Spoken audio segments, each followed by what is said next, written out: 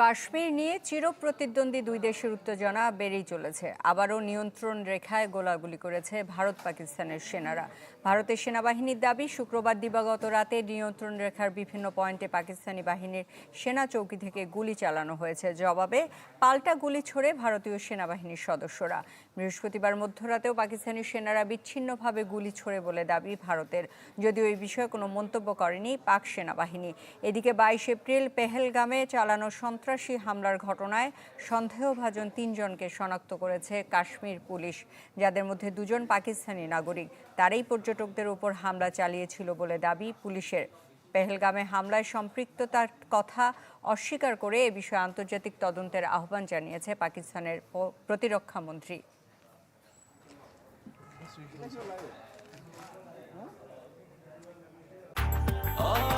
Breakfast, tiffin কিংবা snack টাইমে মজাদার আয়োজন মানে অল টাইম ব্রেড।